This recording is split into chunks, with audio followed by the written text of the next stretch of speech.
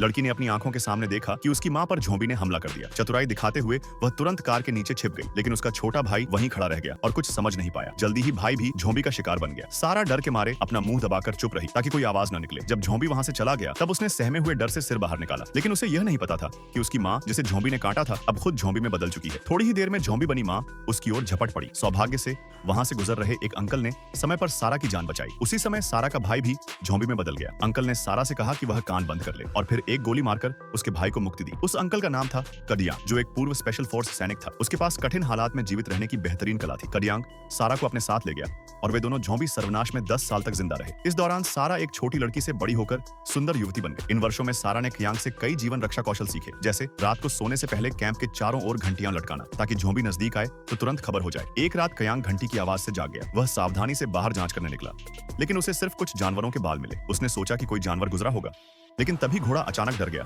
और अगले ही पल अंधेरे से भयानक चीख सुनाई दी। सौभाग्य से खियांग ने तुरंत प्रतिक्रिया देकर झोंबी को खत्म कर दिया। उसने अंदाजा लगाया कि यह झोंबी सिर्फ एक जासूस था। आसपास झोंबियों का बड़ा झुंड हो सकता है, इसलिए अगले ही दिन सुबह सुबह दोनों ने वहां से निकलने का फैसला किया। वे एक सुरक्षित और एकांत जगह की तलाश में चल दिए, लेकिन थोड़ी दूर जाते ही सामने से फिर झोंबी की आवाजें आने लगी। दोनों ने तुरंत सतर्क होकर हथियार संभाले। उन्होंने देखा कि एक जीवित व्यक्ति पर झोंबी हमला कर रहा है। सारा ने गोली चलाकर उसे बचाने की कोशिश की, लेकिन अनुभव न होने के कारण उसने आदमी और झोंबी दोनों को मार दिया। जब दोनों पास आए तो देखा कि आदमी अभी जिंदा था, लेकिन उसकी गर्दन झोंबी के काटने से बुरी तरह घायल थी, ताकि वह भी झोंबी बनकर खतरा न बने। कियांग ने बड़ी तलवार से उसे मार दिया। तभी उसके साथियों ने आकर कयांग और सारा पर हमला कर दिया। उन्हें लगा कि ये दोनों हत्या कर रहे थे। उन्होंने तुरंत बंदूकें तान दी। कयांग और सारा ने हथियार छोड़कर आत्मसमर्पण का नाटक किया और जैसे ही दुश्मन लापरवाह हुए, दोनों ने पलटवार कर दिया। थोड़ी ही देर में वे दोनों बढ़त हासिल कर चुके थे। तभी घोड़ा फिर डर गया और अगले ही पल चारों दिशाओं से डरावनी चीखें गूंज उठी। देखते ही देखते सब लोग झोंबियों की सेना से घिर गए। अब उनके पास आपस में लड़ाई छोड़कर झोंबियों से मुकाबला करने के अलावा कोई चारा नहीं था। कयांग ने अपनी बेहतरीन लड़ाई कला से कई झोंबियों को खत्म किया, जबकि बाकी लोग मशीन अग्नों से मुकाबला कर रहे थे। लेकिन झोंबियों की तादाद इतनी ज्यादा थी कि उनका सारा गोला बारूद खत्म हो गया। बिना गोला बारूद के वे झोंबियों द्वारा बेरहमी से मारे गए। कुछ ही देर में बस उनका सरदार बचा था, जो बड़ी मुश्किल से लड़ रहा था। तभी बुद्धिमान और विकसित हो चुका